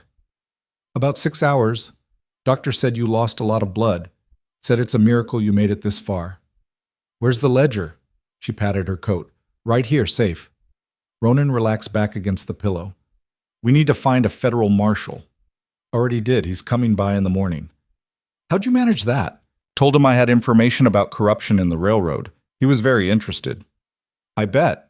Eliza leaned forward, her expression serious. "Ronan, there's something you need to know. The doctor said your shoulder will heal, but it's going to take time. Weeks, maybe months. And there's a good chance you won't get full use of it back." "I figured as much." "I'm sorry." "Don't be. I'm alive. That's more than I expected a week ago." She looked at him for a long moment, then reached out and took his hand. "Thank you for everything." "We already did this conversation." "I know, but I mean it. You saved my life more times than I can count. And you didn't have to. You could have turned me in, could have saved yourself." "So could you." "That's different." "How?" She smiled faintly. "Because I'm stubborn." "So am I." They sat in comfortable silence for a while, hands still clasped. Finally, Eliza spoke again. "What are you going to do after all this is over?" Ronan hadn't thought that far ahead. His whole world for the past week had been survival, getting through the next hour, the next day. The idea of a future beyond that felt strange, distant. "Don't know," he said finally. "Guess I'll figure it out. You could come with me to Denver, start over." "Denver's not really my kind of place." "What is your kind of place?" He thought about the cabin, the one that had burned to the ground. Thought about 6 years of solitude, of telling himself he was better off alone. Thought about how quickly that had fallen apart the moment he'd met a woman with a shotgun and nowhere to go. "I don't know anymore," he admitted. Eliza squeezed his hand. "Well, you've got time to figure it out." The federal marshal arrived the next morning, a stern-faced man named Crawford, with iron gray hair and a badge that looked like it had seen better days. He sat across from Eliza in the doctor's front room while Ronan listened from the bed in the back. "You're telling me your husband orchestrated the robbery of a federal payroll train," Crawford said, his voice skeptical. "I'm telling you he's been orchestrating robberies, bribes, and murders for the past 5 years," Eliza replied, "and I have proof." She set the ledger on the table. Crawford opened it and started reading. His expression didn't change for the first few pages. Then his eyebrows went up. Then he started swearing under his breath. After 10 minutes, he closed the book and looked at Eliza. "Where did you get this?" "From my husband's office. He kept it locked in a safe. Thought no one would ever find it." "And you're willing to testify?" "Yes." Crawford leaned back in his chair, studying her. "You know what you're asking for, don't you? Your husband has connections, money, power. This kind of testimony could get you killed. People have already tried to kill me, multiple times. I'm still here." The marshal glanced toward the back room where Ronan was lying. "I heard about the men who came after you. Sheriff found 3 bodies up in the mountains. Another 2 at an abandoned mining camp." "Self-defense," Eliza said flatly. "I believe you. But that doesn't make this any easier. If we're going to take down someone like your husband, we need to do it right. That means federal prosecutors. That means Denver. And that means you're going to be in protective custody until this goes to trial." "How long?" "Could be weeks. Could be months." Eliza was quiet for a moment. Then she nodded. All right, but I want him there. She pointed toward the back room. Ronan Hale. He gets protection too. Ma'am, I appreciate what he's done for you, but federal protection is for witnesses, not... He's a witness. He saw the men my husband sent. He fought them off. He knows everything I know. Crawford sighed. Fine, but he's in no shape to travel. We'll have to wait until the doctor clears him. That's fine. The marshal stood and tucked the ledger under his arm. I'll wire Denver today. Get this process started. But Miss Vance... He paused at the door. You better be telling the truth about all this, because if you're not, you're going to federal prison right alongside your husband. I'm telling the truth. Crawford nodded and left. Eliza walked back to Ronan's room and sat down heavily in the chair. That went better than I expected. He believes you. For now, but he's right. This is going to get ugly. You can still walk away. No, I can't. Not anymore. She looked at him, her eyes hard. I tried walking away once. Tried hiding. Tried pretending none of it was real, and all it did was get people killed. I'm done running. Ronan recognized that look. He'd seen it in the mirror plenty of times. The look of someone who'd crossed a line they couldn't uncross. Who'd made a choice that changed everything. All right, he said. Then we see it through. It took 2 weeks for Ronan to heal enough to travel. The doctor was cautious, checking his shoulder every day, watching for signs of infection. The stitches held and the wound started to close, but it was slow going. During that time, Marshal Crawford came by twice more, asking questions, taking statements, building his case. He brought news from Denver. Arrest warrants had been issued for Eliza's husband and 3 of his associates. Federal marshals were already moving to bring them in. It's happening, Crawford said on his second visit. Slowly, but it's happening. How long until trial? Eliza asked. 3 months, maybe 4. We need to gather witnesses, compile evidence, make sure everything's airtight. And in the meantime, you stay safe, stay out of sight, and you let us handle this. After he left, Eliza turned to Ronan. 3 months. Could be worse. Could be better. You having second thoughts? No, just tired of waiting. Ronan understood that. Waiting was harder than running sometimes. At least when you were running, you had something to do. Something to focus on besides the fear and the doubt. On the 15th day, the doctor finally cleared Ronan to travel. His shoulder was still stiff, and he couldn't raise his arm above his head, but the infection risk had passed. That was good enough. Marshal Crawford arrived the next morning with 2 other marshals and a covered wagon. We leave in an hour, he said. Pack light. And stay armed. The journey to Denver took 4 days. They traveled during daylight hours only, staying on main roads, avoiding anything that looked like an ambush site. The marshals were professional and cautious, always watching the tree line, always ready for trouble. It never came. Ronan spent most of the trip watching the landscape change as they descended from the mountains into the plains. The snow gave way to brown grass and bare earth. The air got warmer. The sky got wider. Eliza sat beside him in the wagon, quiet and tense.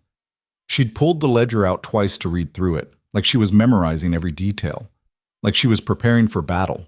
On the 4th day, they crested a rise and saw Denver spread out below them, bigger and louder and more chaotic than anything Ronan had seen in 6 years. Welcome back to civilization, Crawford said from the driver's seat. Ronan wasn't sure civilization was the right word, but he didn't argue. They were taken to a federal building in the center of town, a 3-story brick structure with armed guards at every entrance. Crawford led them to a suite of rooms on the 2nd floor. You'll stay here until the trial, he said. Guards outside at all times. No one comes in or out without my permission. How long? Eliza asked. Couple of months, like I said. Maybe less if we can expedite things. After Crawford left, Eliza walked to the window and stared out at the city. 2 months in a room. After everything we've been through, we're going to be stuck in a room. Could be worse. You keep saying that. Because it keeps being true. She turned to look at him. Are you always this optimistic? No. Usually I'm worse. That got a small smile out of her. Just a flicker, but it was there. The weeks that followed settled into a strange routine. Marshals came and went, asking questions, taking statements, preparing for trial. Lawyers showed up with thick folders and talked in language Ronan barely understood. Eliza spent hours going through the ledger with prosecutors, explaining every entry, every name, every crime. Ronan, for his part, tried to stay useful.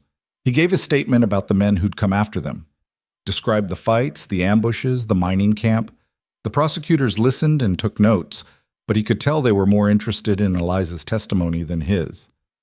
That was fine. This was her fight, not his.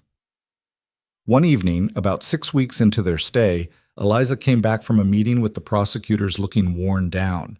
She collapsed into a chair and rubbed her face. "They want me to testify about our marriage," she said. "What about it?" "Everything. How he treated me, what he said, what he did." She paused. "They want to paint him as a monster, and they're not wrong, but it's going to mean dragging out every horrible thing that happened over the past 10 years. Ronan sat down across from her. "You don't have to do it." "Yes, I do. If I don't, he walks. And if he walks, all of this was for nothing." "It wasn't for nothing, wasn't it? We lost everything, your cabin, your life, all for a ledger and a chance at justice that might not even work." "It'll work? You don't know that." "No, but I believe it." Eliza looked at him, her eyes wet. "Why? Why do you still believe in this?" Ronan thought about that, about the war, about the things he'd done, about the 6 years he'd spent hiding in the mountains because he couldn't face what he'd become. "Because if this doesn't work," he said slowly, "then we're just going to keep running, from him, from the past, from ourselves, and I'm done running. So yeah, I believe it'll work. Because it has to." Eliza wiped her eyes and nodded. "Okay. Okay." She stood and walked to the window, looking out at the city lights. After a moment, she spoke again. "What are you going to do after the trial?" "Haven't figured that out yet." "You could stay in Denver. There's work here, opportunities. Not really my kind of place." "You said that before, but you never said what is your kind of place." Ronan joined her at the window. Outside, the city sprawled in every direction, noisy, crowded, alive. It was the opposite of everything he'd built for himself in the mountains. "I used to think I knew," he said. "Used to think I needed to be alone, away from people, away from everything. But lately I'm not so sure." "What changed?" "You did." Eliza turned to look at him, her expression soft. "Ronan, I'm not saying I've got it all figured out. I don't. But I know I don't want to go back to what I was before, hiding, pretending the world didn't exist. That's not living. That's just waiting to die." "So what do you want?" He thought about it, really thought about it. "I want to build something, not a cabin or a trapline, something that matters, something that lasts." "Like what?" "I don't know yet, but I'll figure it out." Eliza smiled, a real smile this time, not just a flicker. "Yeah, you will." The trial began on a cold morning in early March. The courtroom was packed with reporters, lawyers, railroad officials, and curious onlookers. Eliza sat at the prosecutor's table, her hands folded, her face calm. Ronan sat in the gallery, watching. Her husband arrived in chains, flanked by federal marshals. He was a tall man with sharp features and cold eyes, the kind of man who looked like he'd never smiled a day in his life. When he saw Eliza, his expression didn't change, didn't even flicker. She looked right back at him, unflinching. The trial lasted 3 days. The prosecutors laid out their case methodically. The ledger, the witness statements, the evidence of bribes and murders and stolen payrolls. They called railroad workers who'd been intimidated, families of men who'd been killed, federal agents who'd been investigating for months. And then they called Eliza. She took the stand calmly, raised her right hand, and swore to tell the truth. Then she told it, all of it. The years of abuse, the crimes she'd witnessed, the ledger she'd stolen, the men who'd hunted her across the mountains. Her husband's lawyer tried to tear her apart on cross-examination, painting her as a scorned wife seeking revenge.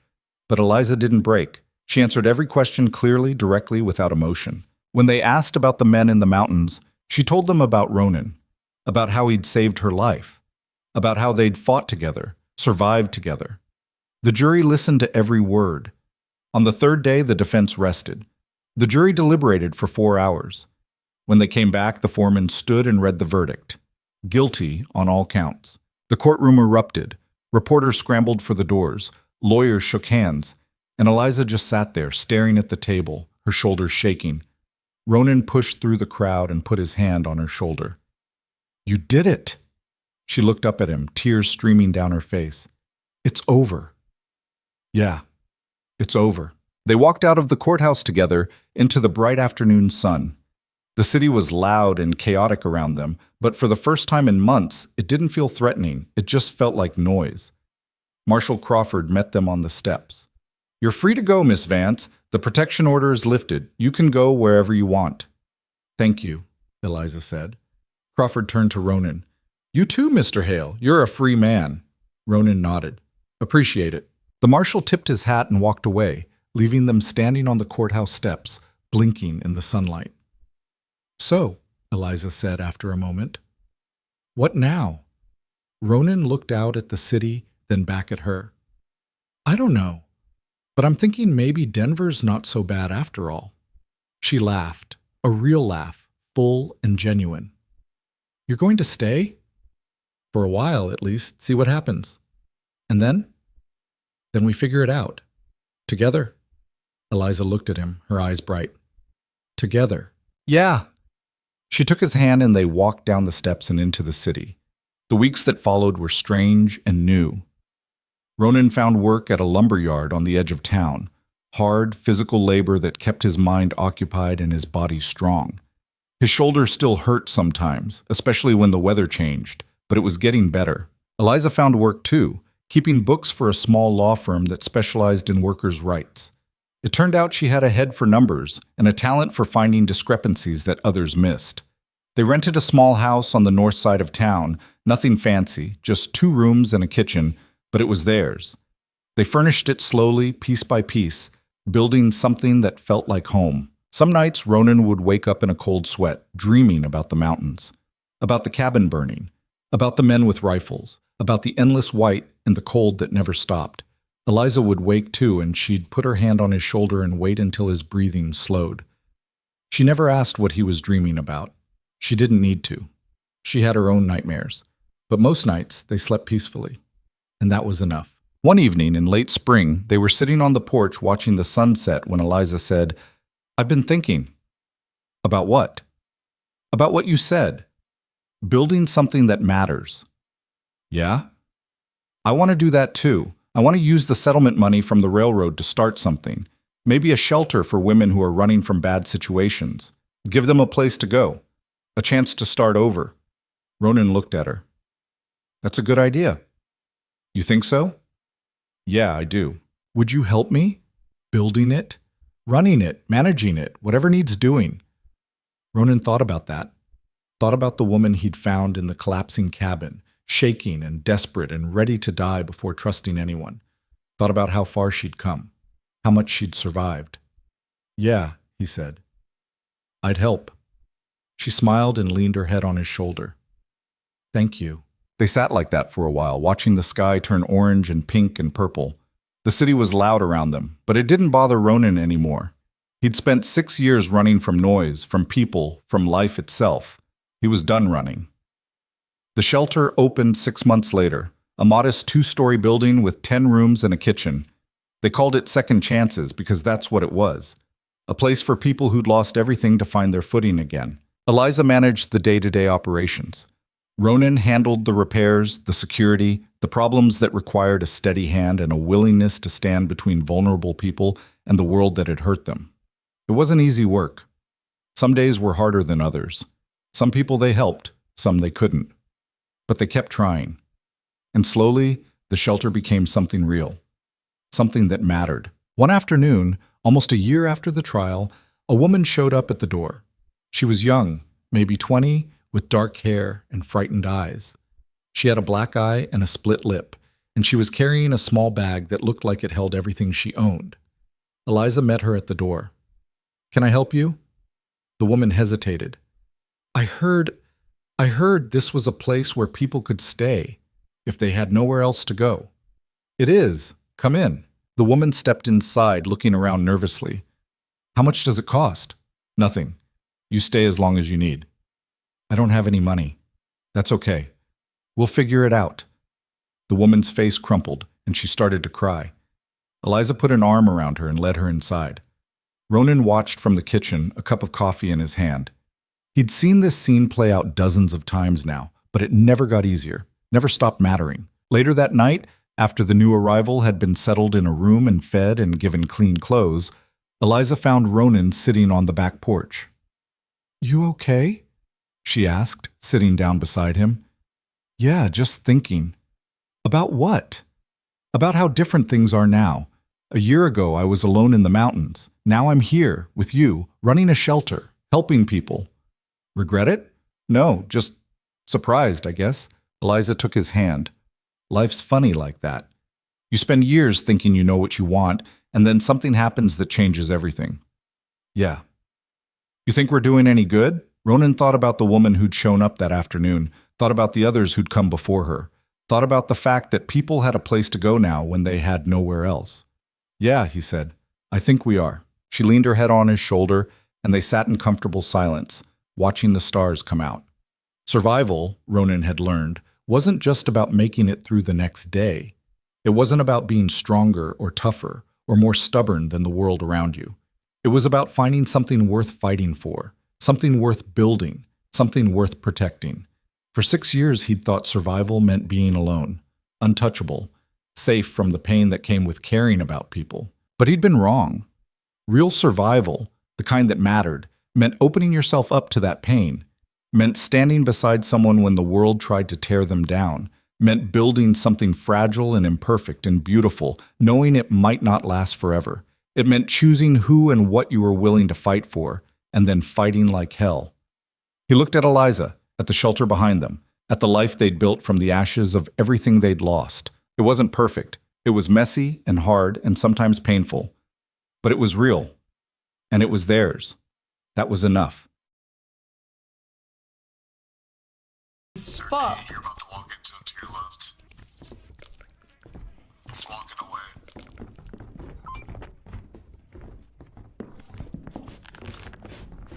What you hoarding, little bug? Oh shit. Fuck. There's a bracken right behind us. Come on, Ben. Ben! Get out! Alright, let's start depoting, Ben. Alright. Careful, giants next to the ship. I had to detour around. Oh my god, he's right there. Get down. He's coming, yeah, he's coming.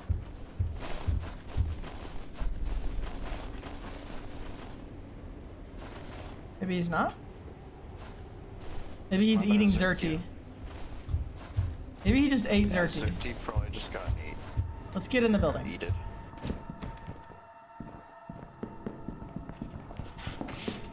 Oh fuck, did he just float down? Do you all just want TPs for now?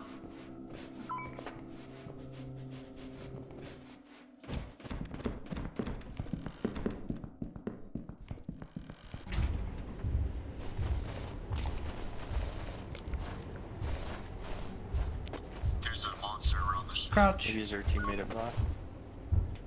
They're apparently really bad if you crouch. Running, so Teleport us, teleport us, teleport us. Keep running. Alright, Ben, I'm out. Now get Ben. Oh, wait, I think Ben's okay. Is Zerti dead? Or is Zerti okay? Zerti died. Okay. Watch Ben then.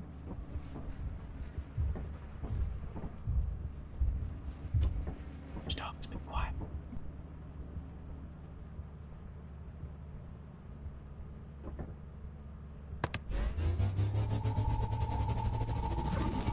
Dogs, dogs. See, there's 2 giants.